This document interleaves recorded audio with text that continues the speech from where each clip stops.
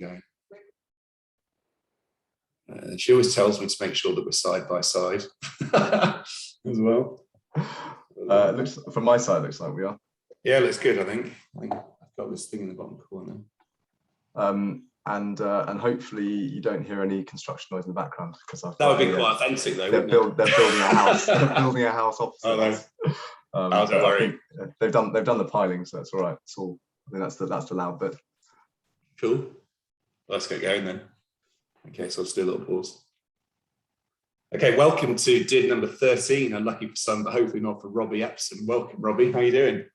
Yeah, very well, thanks. Good to meet you, and thanks for having me. My pleasure. So, Robbie, amongst other things, you're head of ESG for the EMEA region of CBRE. So, tell us a bit about that. What's the kind of day job look like? Yeah, so I joined in January this year. So EMEA Head of ESG. It's their first regional appointment. So reporting into a global Head of ESG and innovation. Actually, they've made it more holistic now. It's Head of Sustainability and Innovation. It's been brilliant. It's been an interesting time to join. We launched our sustainability vision in January this year. So I literally joined the month that we were getting that launched, having actually supported them as a consultant in the year before that. So I got the unusual opportunity to jump in house and help to implement a strategy that I'd sort of supported with from the consultancy side, which I think you've come from a consultancy background, as you know, is something we rarely get to do. You tend to get involved for little bits of it and never see it through. So that was brilliant. Straight into getting that implemented and integrated throughout the business. And then it's been a crazy year in 2021. The ESG hasn't stopped moving. We were surprised that it's kind of went the way it did in 2020 with COVID. 2019 was a shift change. In 2020 it just kept moving, and 2021 hasn't been any different. With all the regs like SFDR and EU taxonomy all hitting, so it's been all hands on deck for the whole of 2021 so far.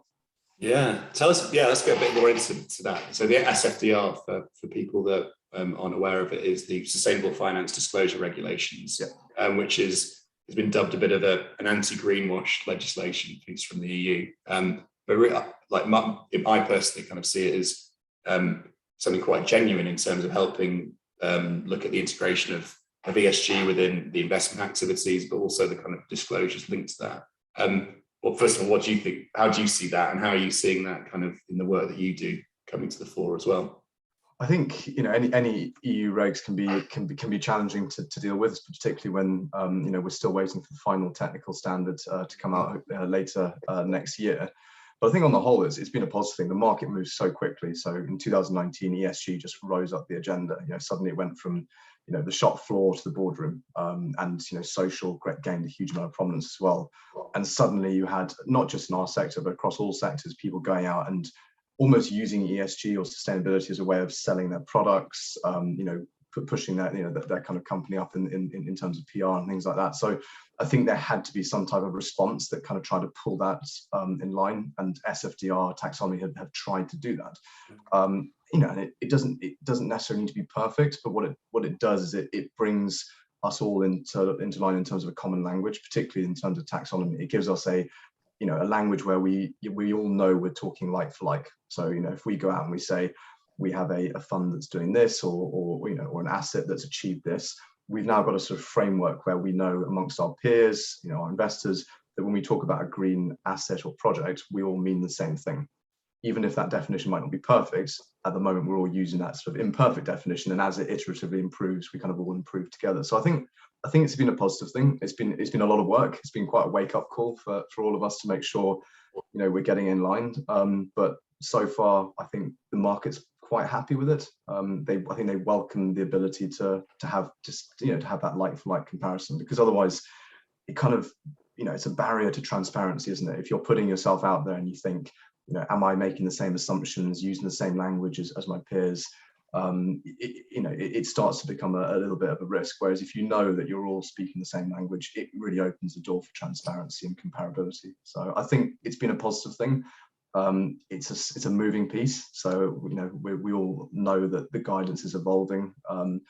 The absolute KPIs and taxonomy evolving. We're still waiting for the social ones to come out next year. But on the whole, I think it's a good thing. And whether it's affecting people from a legislation point of view or not, it's being adopted as the common language, which I think is what the EU intended. Yeah, and there are those that are getting kind of to grips with it early as well, aren't they? That it is still phasing in really, and we haven't seen the teeth of it yet. That's still some time away. I get one of the things I've noticed is obviously capital isn't restricted by boundaries particularly, so there's as much interest in SFDR from the States or US investors looking inward or Asian investors looking inward as there is within the EU itself. And perhaps like that is going to end up kind of influencing regimes on those in those countries and those territories as well. And how do you kind of see that dimension? Do you think people will kind of map SFDR around the world because it was the first almost to kind of get there? I mean, we're obviously we're a global business. We've got 130 billion in sort of assets under management across North America, EMEA, and Asia Pacific. So I think we see that firsthand, and I think investors, the finance sector is international. Quite often portfolios sit across borders, but equally our investor base are international as well. With they might be based in the US but invest into EMEA or vice versa. So I think yes, it has been launched in the EU, but I think that language is definitely starting to filter across borders. When we've had conversations with US investors who, again, might not be getting picked up legally by taxonomy, but are definitely starting to ask questions like, what percentage of your portfolio is taxonomy aligned? So we're definitely starting to see it get adopted. Obviously, the UK is no longer in the EU. The latest I've heard is that the UK is planning to launch a kind of mirror of that taxonomy in the run-up to COP, and so that that's another country that's outside of that EU regulation, but again, looking to align with that common language. And I'd be surprised if those kind of thresholds that taxonomy is defining, or the kind of the evidence that SFDR is looking for to make sure that if you're an Article 8 or an Article 9 fund, that you are doing everything that you're supposed to be doing or you're saying you're doing. I think that will start to flow across borders, just because finance is an international language, it's an international business. Exactly. Do you see a difference between ESG in the eyes of investors, a difference between ESG and sustainability, or have you seen a kind of morphing of the concepts? It's really interesting, because I think if you went back to 2018, ESG was very much, at least in the UK and probably Europe, was very much exclusively used in the finance sector, or it was language which I think we typically saw in the US. I feel like ESG and sustainability back then was used interchangeably in the US. For us as a business, we define sustainability as the holistic kind of language. That's everything, DE&I, ESG kind of factors and criteria, GHGs, kind of everything sits into sustainability, and that's very much almost the firm level. We see ESG more as the criteria by which we measure our performance, so we see it more as kind of almost quantitative element of it. But I think, if I'm honest with you, we've got to the point now where it's used very interchangeably. So sustainability feels more holistic to us. ESG a bit more kind of criteria based.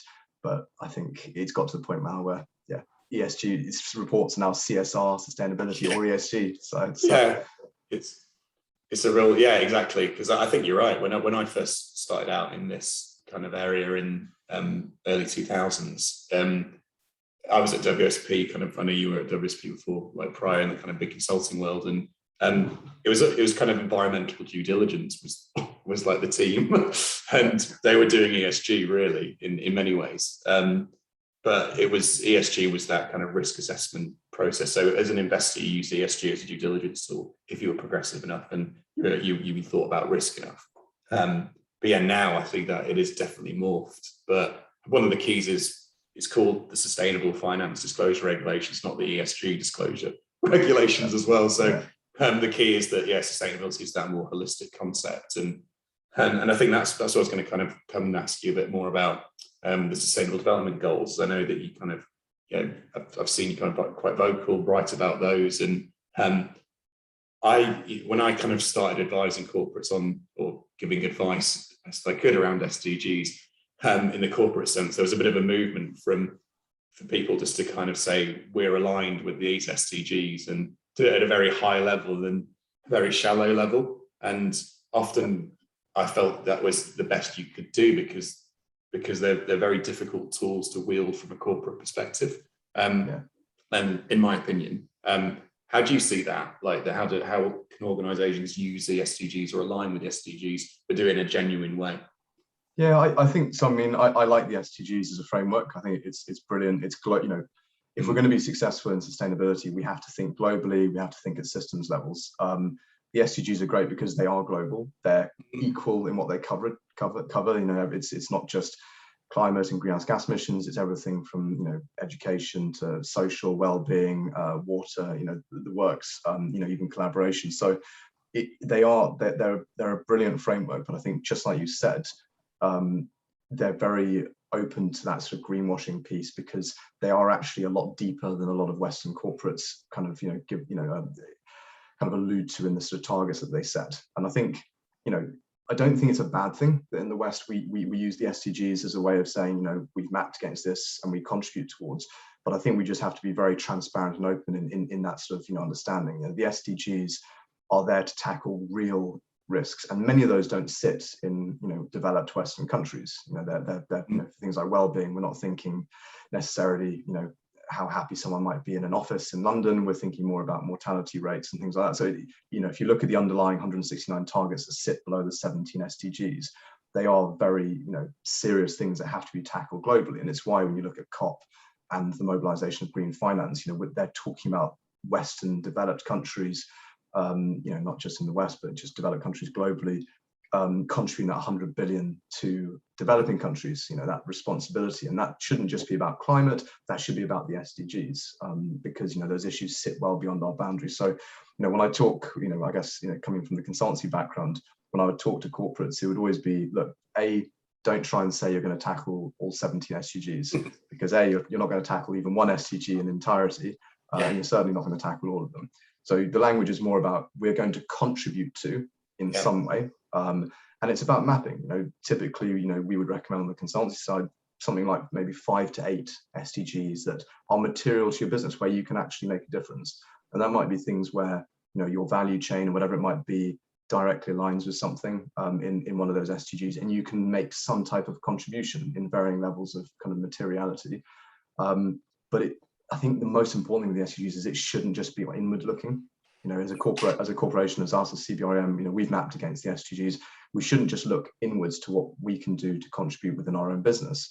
They're all about looking about, you know, externally, what can we do in the wider market. And so we're quite early in our journey, but, you know, when we mapped our sustainability vision, we did consider the SDGs in that. So we whittled that down to about 9 that we think are material to our business. And what we're going to try and do going forwards is to map against those, both positive and negative, in terms of our progress and performance reporting. And I think that's really important. But again, it's got to be caveated that, you know, we are contributing toward this in a small way. It might only be part of one of the underlying targets, but we've recognized that that is a global material risk, and we want to try and play our part in contributing to that, whether it's internally or whether it's, you know, externally, you know, beyond our organization. Yeah.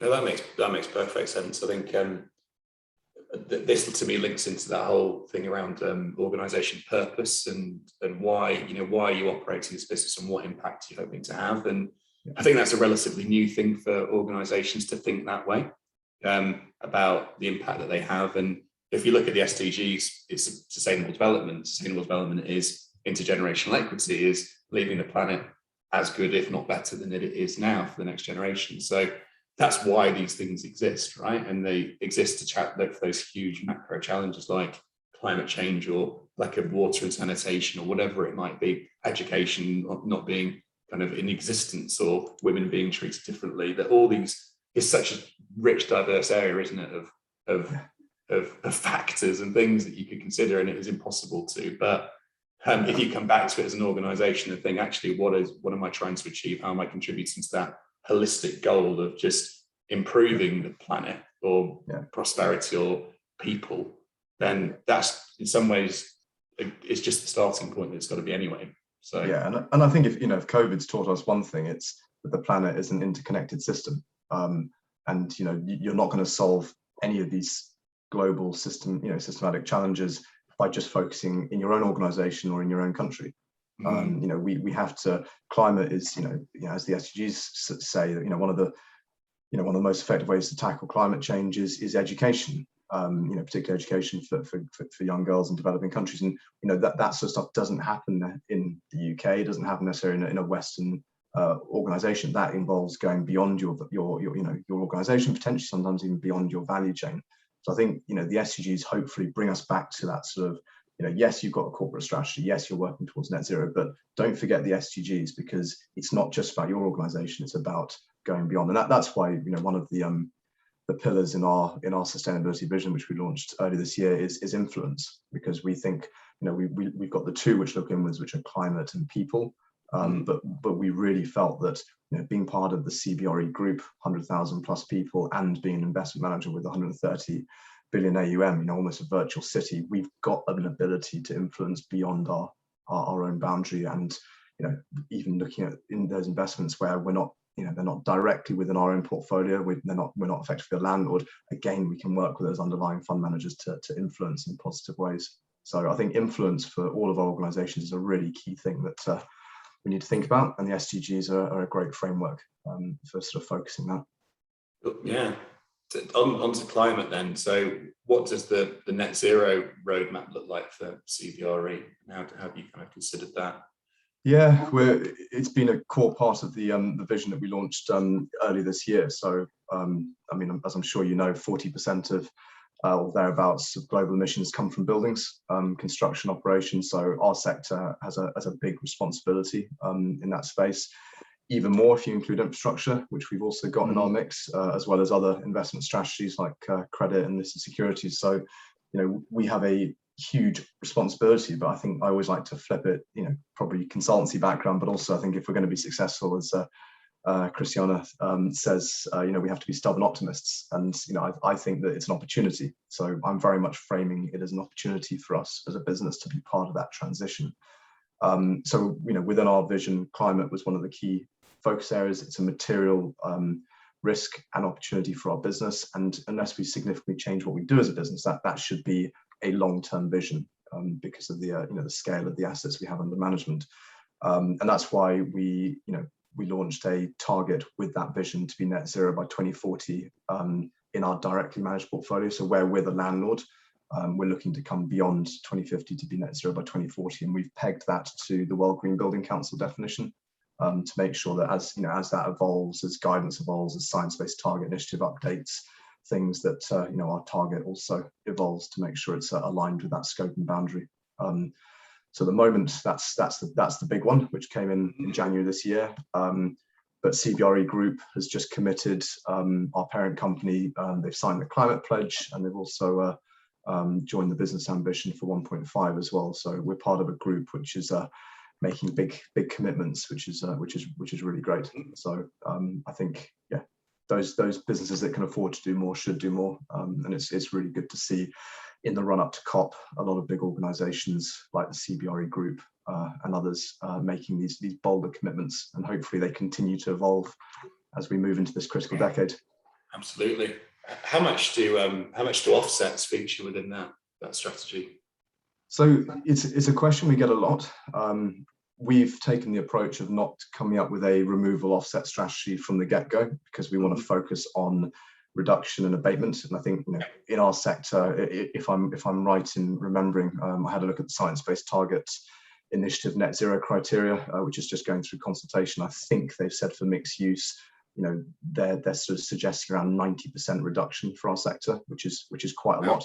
Obviously by 2050, which means, you know, they're sort of suggesting we're allowed to, you know, have sort of 10% residual for removal offsets. So in the short term for us, it's all about energy efficiency, electrification of our assets, you know, sort of, you know, looking at sort of refurbs to make things more efficient. So it's all about that sort of reduction, efficiency, electrification, but also, you know, getting ourselves exposed to the transition. So things like, you know, getting off-site renewables, but also looking at things like our logistics assets for on-site renewables. So it's we're quite lucky in one sense, because a lot of our assets are in grids which are decarbonising quite quickly, but we need to make sure that we move beyond that, which is getting off-site renewables and on-site renewables sorted as quickly as possible. And we're making great progress already. One of our kind of flagship portfolios in Europe moved from only having about 0.13, I think, percent renewables coverage to being about 13.7%, and that's a change from last year to this year. So we've recognised that we need to move beyond. Otherwise, you get a bit of a rebound effect where everyone tries to ride the decarbonisation of the grid. So we're making progress, but definitely focus on reduction at the moment, and we'll get a removal offset strategy in place a little bit further down the line.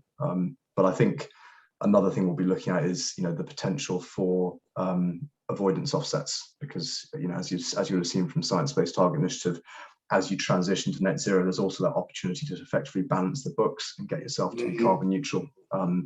So we already did some of that at corporate level, looking at kind of avoidance offsets. But I think in the investor space, there's opportunities to think a bit bigger, with things like climate transition funds, and who knows, even looking at land for removal offsets and rewilding. There's all sorts of really exciting opportunities in our sector to consider. So strategy first, which is what we did this year, pulling it all together and taking what was effectively quite a UK-centric ESG strategy and making it global and across all of our investment strategies. The next step is to like I said, reductions, efficiency, abatement, but then to look at the longer term offsetting plans. So yeah, it's all there's a big to-do list.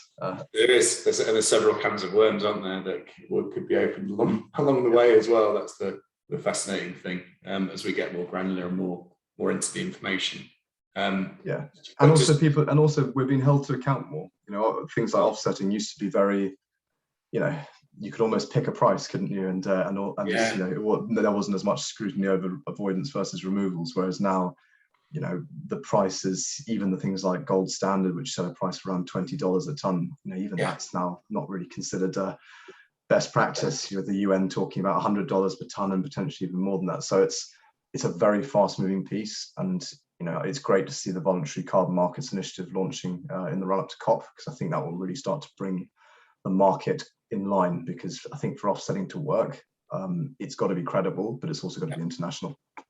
Great. I think there's such a huge opportunity for more formalized carbon trading regimes, stricter standards. I think we can all see that, like it's carbon being a key currency for sustainability, a commodity for sustainability, for trading, for so many other financial instruments and derivatives that will be created around it, and insurance measures, and it's a huge opportunity for us, like to create another. It's massive, and it has to happen.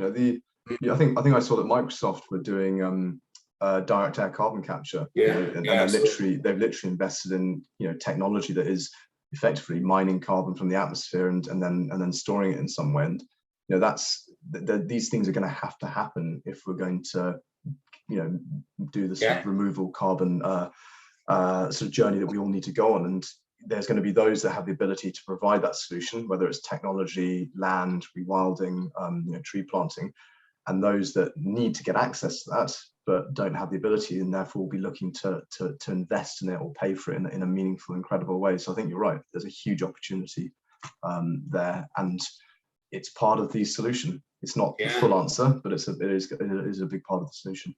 So you talked about being under scrutiny, and I guess transparency comes to that, and I guess that's the link to the investors and where the money comes from. And investors are a lot more active around asking questions of performance or ESG risk, but it is the vice versa responsibility for you guys as well. And where does the capital actually come from, and how does that link to a sustainability agenda from a kind of human perspective or a social perspective?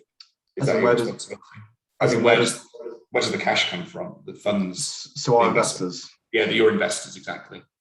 Yeah, I think it's definitely one of the questions our sector's starting to have to think about in terms of, I wouldn't just say upstream, I'd say also downstream. We have our assets have tenants and occupiers, and then that span the whole economy. And it's I don't think we're at the point yet where our industry's accurately mapping that, but definitely the questions are starting to be asked. And it's not just us asking them, it's them asking us. And we're at the point where the conversation is happening, questionnaires going out.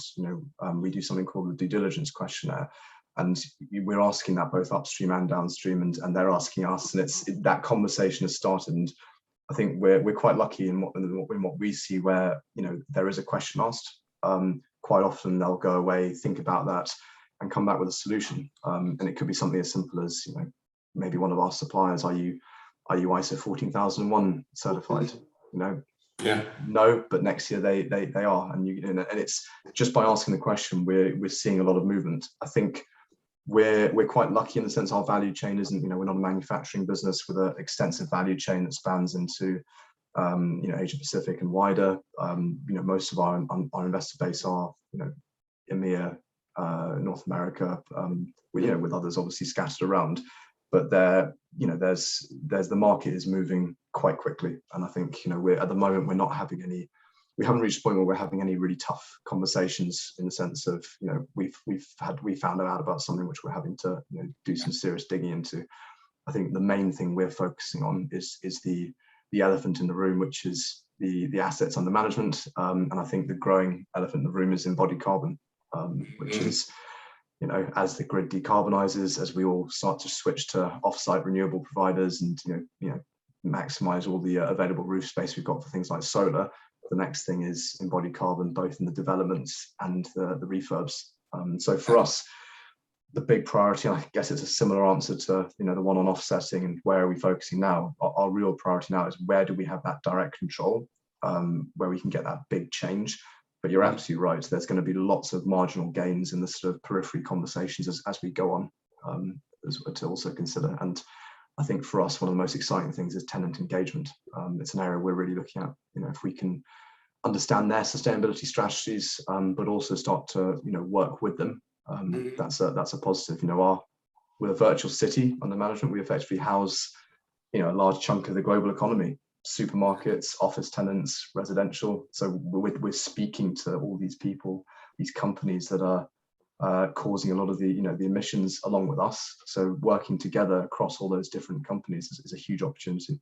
Actually, very interesting from a data perspective as well. Once you start to learning about the tenants and the impacts through those ESG metrics, etc., on performance, it's quite an aggregator. And we're in a real turning point at the moment, because not only have we got this sort of shift in terms of sustainability, but COVID almost accelerated a lot of trends that were already there. Digitization, flexible working. The high street obviously was already in a transition where people were ordering more online, and COVID has just accelerated that. So we're in this sort of point where all these sectors are asking, what next? Where do we go? What does the future office look like? What does future of retail look like? And sustainability is a fundamental trend that sits behind so much of that. And there's been one of the tangible things of COVID is that there's been a huge shift of where people live. People have moved. Where they're located, the frequency and volume of travel. People like me, I've moved out of London. I'm going to commute in, not 5 days a week, but part of the week, which means that my spending, my ability to vote with my wallet, is now local, but also in London. So you get this sort of split, and we're very much seeing retail moving away from things like rows of clothes, rows of products, to being an experience, but also having space for things like take-back schemes and maintenance and refurb. Offices, similar thing, away from just coming in to sit at a desk and work, to being more of a destination, more of an experience. And a lot of that's driven by that movement of people, but the reassessment of values, which we all kind of went through, through COVID. So it's been fascinating, the impact that sustainability is having on this, circular economy, all these things, almost accelerated by COVID unexpectedly. Absolutely, and I think interest in working in sustainability as well. There's more and more people wanting to do it and study it and be part of it. Maybe not quite sure exactly what because it's a huge area, isn't it? That's the first thing. So where I work in sustainability could mean so many different things, and our job as sustainability practitioners is to integrate sustainability into everything. That's the other way around looking at it. I know you're also involved in the ICRS, which is the Institute for Corporate Responsibility and Sustainability. Yep. So that, you know, as an institution, how does that work? And, you know, how are you finding interest in that organisation, given everything we've just talked about? Yeah, it's a really exciting place, institute to be involved with. So it's a bit different from your kind of IEMAs and your Institute of Environmental Sciences. So I'm a board director there. So I'm part of helping to shape the sort of strategy and the future direction of the ICRS. What I really like about the ICRS is it's kind of a community of those of predominantly, although there are others, in-house sustainability experts. So what you get is all these individuals who are fighting the sustainability battle. Many of them have been doing it for well over a decade. So you've got all this learning and best practice, and they're all able to kind of come together and share all these insights and learnings from across the economy. So, you know, everything from, you know, sort of law firms, consultancies, through to, you know, manufacturing companies. They've got a real mix, and it's, you know, these are the, you know, as you know, we're quite a small community. Those with over a decade of experience in sustainability, it's a small community. You know, fantastic to see so many young professionals starting to study this. You know, when I did my degree, sustainability wasn't really even an option. There wasn't really like a dedicated environmental science or sustainability degree. So you kind of, you know, morphed. You did something else and then kind of tried to morph it into sustainability. But no, the ICRS it's a great community. It's very much about you know, being a sort of shining light for those CRS practitioners. They're starting to develop, you know, more of a voice for that industry, that sector. And it's a bit different from some of the legacy environmental institutes, which, you know, focus more on things like, you know, being practitioners ISO 14001. You know, they might have had things like ecologists and air quality people in there as well. You know, it was a bit of a mix. Yeah, broad. It was really broad, wasn't it? Too broad. Yeah, exactly. It needed to be the Institute for Sustainability, or it needs to evolve that way, rather than environmental management was the 90s almost. Whereas, you know, ICRS is very, you know, you're a head of sustainability, you're a, you know, in-house, you know, environmental lead, or even a social lead. So it's got a real mix of people, and the events they do are great. You know, the reason when I first started attending them before I got involved as on the board, they were just great events. I just found them really insightful, you know, fantastic speakers, and just it's a real buzz being able to talk to people in our sector, because it's a fast moving pace, isn't it? And we're having to be kind of almost, I'm always doing some discredit to say jack of all trades, but you know, the sustainability practitioners that are in-house leads have had to understand a little about a lot of different things just to get sustainability integrated across all the different corners of the business.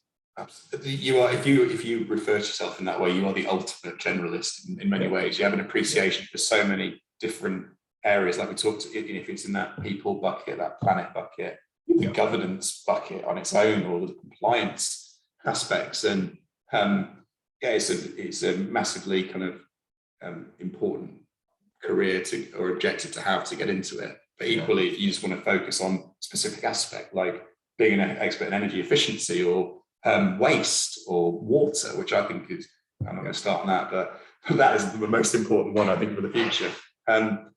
But yeah, so from your perspective, that you came into this from, you studied engineering at university, at Loughborough University, and how did you then get into sustainability? And did you have a passion for it before you studied at university? Like, where does it come from? How did you get to where you are? Because it's not usually just, I think I'll do that tomorrow. You know, I think I'll just go into CSR, or, you know, you have to have, I think you've got to, like I say to people, this is an urgent career. You've got to want it. You've got to want to make a difference. Otherwise, go and be a lawyer, or go and work for the Big Four. Just do something that is meaningful. So where did it come from for you, from that perspective?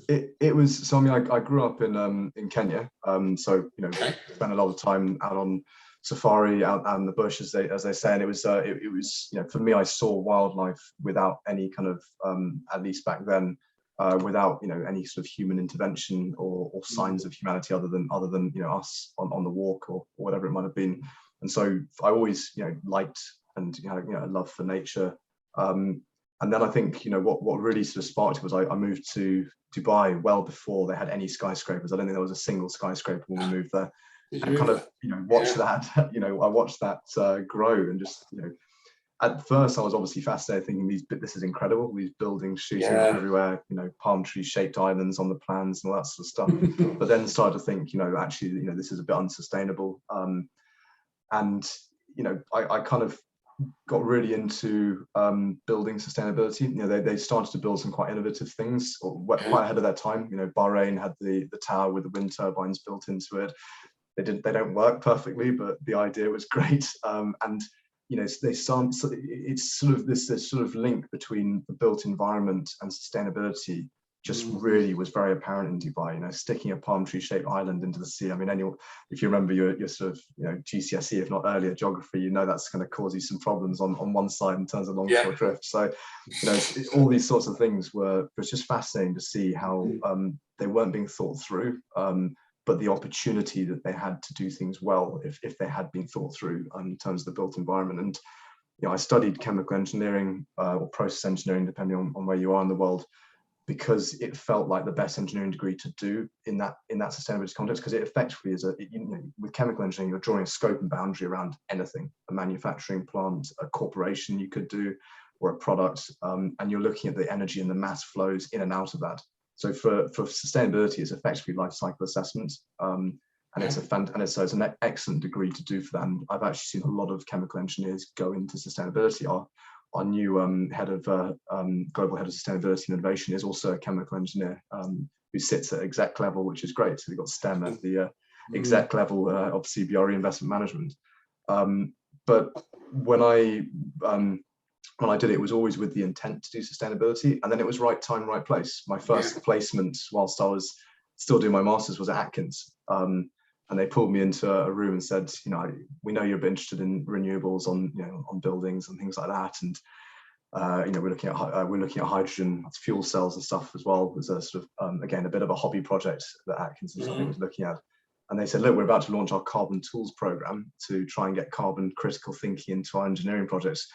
Not really sure what carbon is in this context, but do you want to have a crack at it, kind of thing? Nice. It was effectively as a graduate, it was an opportunity to support their then CEO with a sort of pet project, effectively. But it went really well, and they adopted this carbon critical guide across the business, and we developed a suite of tools the engineers started using to think about embodied carbon. And so I was really lucky from day one.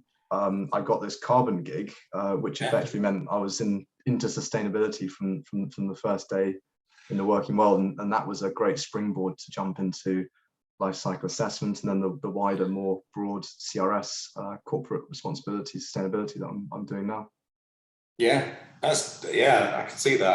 I can see engineer, people with engineering backgrounds, science backgrounds,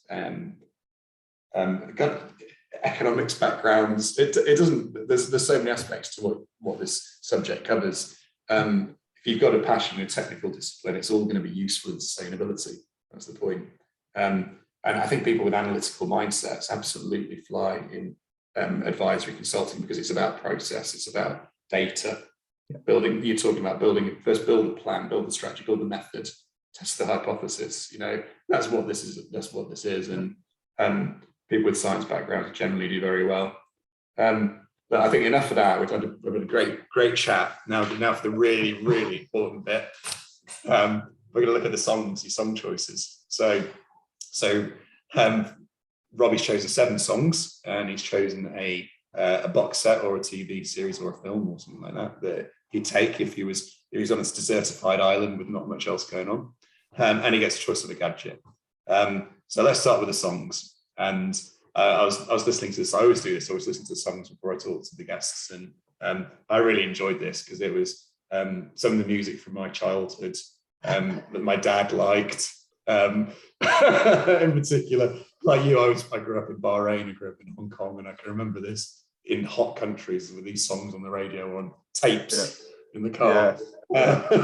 So the first one kicking us off is Dire Straits and Telegraph Roads. So where does that one come from? Do you know what? So it's such a hard question, isn't it, to try and pick sort of whittle it down to 7 songs, and I think like you said before, that could probably change weekly as well. So it's I think what I've tried to do is just pick a bit of a journey of different types of songs. If I'm stuck on a desertified island, I'd like to make sure I get a bit of a magical mystery tour of different sort of genres and stuff. But also, Telegraph Road just probably is long enough to count for all 7 songs in one go. Epic, yeah. It's epic. But no, I love Dire Straits. I really like guitar music. And Mark Knopfler's just, yeah, you can't really beat Mark Knopfler with Eric Clapton, George Harrison not too far behind on the guitar. And you talk about driving down in hot countries. I remember driving down again in Dubai when they were just starting to build like the marina and all those new developments, listening to things like Swords of Swing and obviously Telegraph Road. But it's just a great song. It's 14 minutes plus, but it just goes through so many different sort of passages of play that it's almost like an experience in itself. It's a fantastic song to listen to. If you've got a good sound system, you just got to put Telegraph Road on full. The piano, guitar, everything's in there. They did that so well, Dire Straits, didn't they? Like the way they built songs and songs evolved and changed. And I love it's because of my dad. I wouldn't, there's no way I'd probably picked him up otherwise. But yeah, I reckon I've definitely inherited a lot of these likes from my dad as well. When you grow up abroad, you don't quite get exposed to the current music that you get in places like the UK and stuff. So no, you don't. I had those old tapes and other things which were lying around, and Dire Straits, great albums. It was, as I was saying, you had more limited choice, I think, definitely. And I remember when I was in Hong Kong, like there's football on. This is the 80s, and there's only really ever the Liverpool matches on. So I only thought Liverpool were the only team that could support us.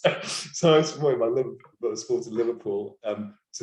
My dad hated that because he was a Bolton Wanderers fan. But I'd never have known who they were if they even existed, because it was just Liverpool on TV all the time. But yeah, when I got back to England, I learned the error of my ways, and I'm a Bolton Wanderers fan now, so it's fine. But yeah, I understand that. And then the next song you've got is the Beatles. Is that similar? I think. Do you know what? Revolver is just such an amazing album. I'm a huge Beatles fan. Maybe a similar reason. that was the event, because my dad's also obviously a huge Beatles fan. But I just like it. They've just got such a range of music, and I'm Only Sleeping is a brilliant song. It just I like the album Revolver is great. I'm Only Sleeping is almost like my sort of my datum. I think if I listen to that song, I could probably play the rest of the album in my head. But it's quite an innovative one. It was I think the Beatles were experimenting with I'm not sure what they call it. I wrote it down, but it's where I think it's backmastered, where they basically play the backing track backwards. So George Harrison's guitar is actually played in reverse on that song, and that's where you get these really unique sounds that you sort of you get. But yeah, Revolver's got to be one of the most innovative albums in sort of music history, if the arguments are true. But yeah, it's a great one, and with two young kids, I echo John Lennon's thoughts of probably wanting to spend all day in bed. Yeah.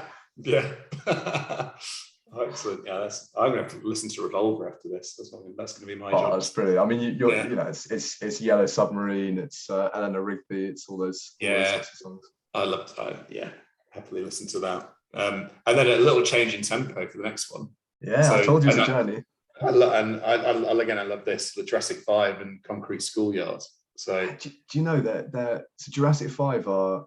It's really funny. I think someone at school had the album, and it was lying around. And I sort of, this is when we moved forwards from tapes. It's now CDs, or was it mini discs? I can't remember. Maybe it was mini discs. Tapes, CDs, mini discs. Yeah. And I gave it a listen. It's sort of like, I think it's alternative hip hop, isn't it? But it's just a really cool song. I just love Concrete Schoolyard, and I really like rap and hip hop, and I just needed one which kind of almost landed on both sides of the fence. It's a bit of both. It's accessible, bouncy, and fun, isn't it? Yeah. And I can just about keep up as well with the unlike Rap God by Eminem, which is just it's a nice song. It's a happy song for hip hop. Isn't it? It's soulful. It's quite soulful as well. It's great. Yeah, I enjoy it. So I think you've got to. I'm one of those people that it's more about situation and time and place for music. So for me, I like any genre. It depends on the time, place, and mood. So. Yeah, exactly the same. I don't know if you use Apple. Do you use Apple Music or do you use Spotify? Spotify. Yeah, so I tend to go with Apple because most of the things I have are Apple. So I just have the Apple Music on, and it has my station, Daniel's station now, which it's learned what I like, and it's incredibly eclectic. But every so often, this with young kids, there'll be like some Disney song or Winnie the Pooh will kind of pop up on it. And I'll be like sat on the train or something going into London, and all of a sudden Winnie the Pooh's on. And I'm thinking, I'm not going to change that. I'm going to stick with that. just gone from some like 90s rave music into Winnie the Pooh. Excellent. But that's the beauty of these platforms. I absolutely love them. And the next one's Bob Marley and No Woman, No Cry. I love that one as well. There's so many great Bob Marley songs, like Redemption Song I could have gone for as well. Is probably one of the one of my favorites. But I got into Bob Marley probably as most people did through No Woman, No Cry, and it's just it's just such a cool, mellow sort of song. And I think again, it just reminds you of a genre which is just such a great genre. That sort of reggae. But great. Really like Bob Marley, and as usual, great memories. Reminds me of school days, and just a bit of fun. Excellent. Yeah, and then Under Pressure by Queen with Bowie on it. Do you know Under Pressure's again great song? Reminds me of university days. I kind of went through a bit of a Queen phase towards the end of school, but I think David Bowie's brilliant. So to get Freddie and David on one album, it's trying to get as much as I can into my 7 songs as possible. Did you watch the movie, the Freddie Mercury movie, the Queen movie that they did? The Bohemian Rhapsody. Bohemian Rhapsody, yeah. It's brilliant, isn't it? It's brilliant. And then the Elton John Rocket Man one as well. I love Rocket Man. It's one of my favourite films. But I haven't seen a Bowie one yet. I think there is one, but I don't think it's like it was officially recognised by him or his estate. But you need one on him. And I read there's one on Elvis coming out next year. Yeah. And so I just love those films about those guys, and just because they all overlap, don't they? And like Elton John's manager was the same as Queen's manager, and there's all these overlaps. I think when they were filming or recording Under Pressure, Bowie just happened to be in the studios doing something else, and I think they weren't quite getting what they wanted on Under Pressure, so they were like, "Could you come in?" And I think he was doing the backing tracks on something else. But I think he came in, if I've got my song facts right, and help them out. But it's been that's so cool, isn't it? So they're all, like I say, they all overlap, and just such eccentric characters as well. And this one won't be as well known, but Collide by Howie Day. So where does that come from? It's an unusual one. It's probably entered my sort of my list through something I've watched. I think it may have even come from watching One Tree Hill or something back in the day. But it's one that both my wife and I just have always really liked. And so we had it. I managed to find someone who is fantastic on guitar, and it was one I surprised her with at our wedding. So just after all the speeches, he kind of just walked in with his guitar and played that. But it's a great song. It's all about kind of finding a way in life. Complications of all the things we have to deal with, and it's just a nice song. So I thought I needed a sentimental one in there on my Desertified Island. Hopefully your wife is with you on the Desertified Island. And the final one, which I was listening to as we start our call today, The Circle of Life, and the Elton John obviously wrote it, but there's another version on the film that isn't Elton John singing, but the one with Elton John singing, which is an amazing record. Do you know what? I had to get a wild card in there, and it's a great song. And I'm being a bit greedy because with Circle of Life you get Elton John, you get a bit of Hans Zimmer in there as well. But also Tim Rice, I think, wrote the lyrics as well. So it's just it's a great mix of amazing music talent. But I loved Lion King as a kid. It's re-entered my life through my kids. Having grown up in Kenya, we thought it'd be a bit of fun to have one of the songs played instrumentally. So when rather than having the bridal sort of march when we left the church, we we had Can You Feel the Love Tonight played Awesome. mostly, and also Circle of Life. So it's got great memories. And there's a line in it which I really like, which is you should never take more than you give, which I just think is so apt for sustainability. It's always something which I picked up as a kid. And so my wild card, but I think you've got to have a bit of Disney in there. You do, and like I love the Disney the Disney recipe of beautiful song, great characters, tragic event, how you come through that. You're right, that film is about sustainability, like as a great leader, a strong leader, balanced society, everyone with the right rights, everyone knows they're in the chain. A baddie comes in, eats too much, causes famine, everyone hates it, huge struggle and uprising, but the hero comes back and saves the day. It's a nice one. I think it's like I said, it's just if you're going to be stuck somewhere, you want to try and trigger as many different genre memories of music as possible. That's true. And then the next one, I think you're cheating with this one. So you get to have a box set, and you just put Friends, which is like how many 100 episodes or something crazy. Oh my god! Do you know what? That was a clever choice, because if you had all of the Friends, that would take you quite a while to get through, I reckon. I know. Do you know? I'm obviously trying to engineer this too much and thinking of best bang for my buck kind of thing. But yes, I think I grew up with Friends. I remember watching the last episode. With everyone in my first term at university back in 2003, I think it was, and it was just such an event, such a huge thing that this series we'd all grown up with was about to end. But it's just something that's always been there. I don't know about you, but I watched the reunion they did recently, and it was great. And they were interviewing people who were just talking about how Friends was there for them at different times in their life, and it is like that. You kind of if you're having a bad day, you just need a distraction. A 20-minute Friends episode, on I think it's on Netflix now. It used to be E4. It's a very comforting sort of thing. You almost feel like you know them, having been through 10 seasons of it. If I had to have anything TV wise with me, Friends is a catch-all, and it's just a great series. It's a good choice. Yeah, it's a good choice, definitely. Like, there's something for everybody in that, isn't there? Yeah. Very few people that go, I hate Friends. Yeah, it's already starting to feel a bit dated, which is scary to say, but it's just a very, very comforting set. 15 years ago, isn't it? Like that it stopped. Like more than 17 years ago, 18 years ago. So 2003 was the last episode. maybe even been early 2004. But yeah. Yeah. So, wow. And then the final bit is the gadget. So definitely cheating on this one. Yeah, no, I think that's fine. I think I think it's fair that we would have on this island, we would have been sensible enough to have our Swiss Army knife or whatever. But yeah, so what's your choice kind of? It's really difficult, because I think I saw one of your other episodes as well, and someone said, am I allowed to have my smartphone?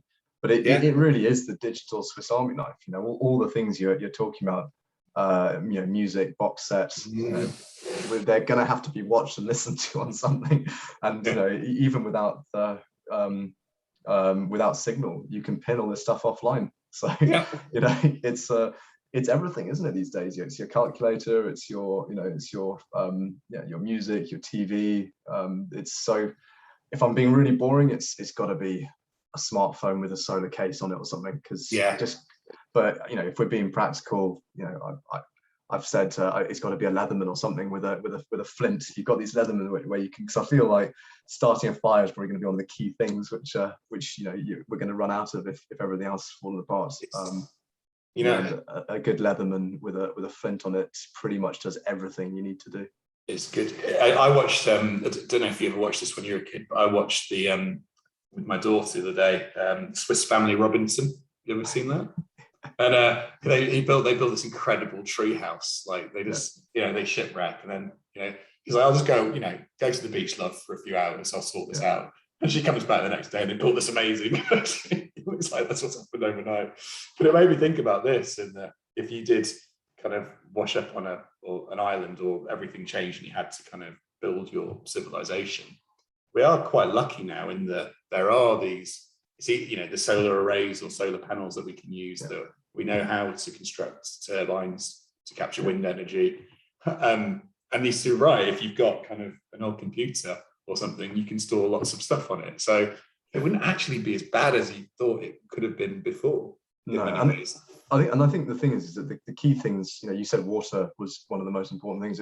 It's fire and water probably are the key things, because with that you can do so much. But you know, you can, I think with a good tool, you can set up a lot of stuff. You know, you can filter water, then boil it if you can start a fire. You can, you know, evaporate it, to desalinate it to some extent, and, you know, capture the runoff. There's all sorts of things you can do, but you do need to have the ability to you know, chop and cut and, you know, and start a fire. And I'm imagining we're going to have somewhere to fill up lighter fluid or replenish our matches. So that's, I think, yeah, a Leatherman's with a flint is a kind of this sort of foundation thing, but it's not an exciting one. No, it's good. It's a good choice. And then finally, before we go, Robbie, it's been great talking to you. But what tip would you give somebody that's looking to get into sustainability as a career? I mean, it must be quite scary at the moment, because there are a lot of people looking to get into sustainability. So it's almost the opposite challenge that we dealt with, where, you know, the market started wanting people to get involved with it, and it was persuading people across. I think these days, probably to your earlier point, they need to almost have a bit more of a focus.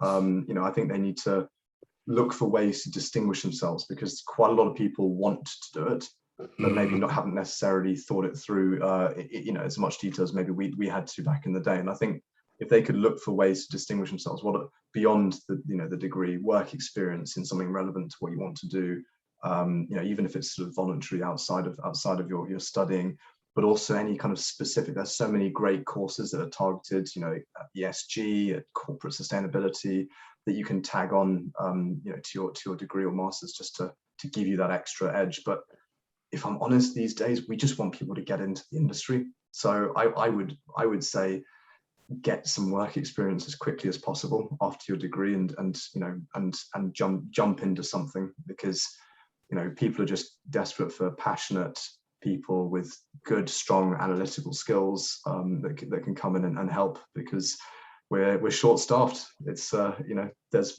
way more sustainability challenges or opportunities than there are people to help with them. So I think the sooner people can get in, I would just minimize doing lengthy, you know, 2 year, 1 year, 2 year additional masters, because I think a lot of it can be learnt on the job.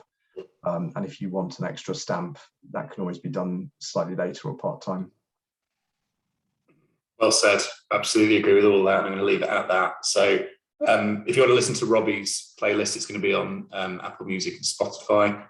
This podcast will be on Apple and iTunes.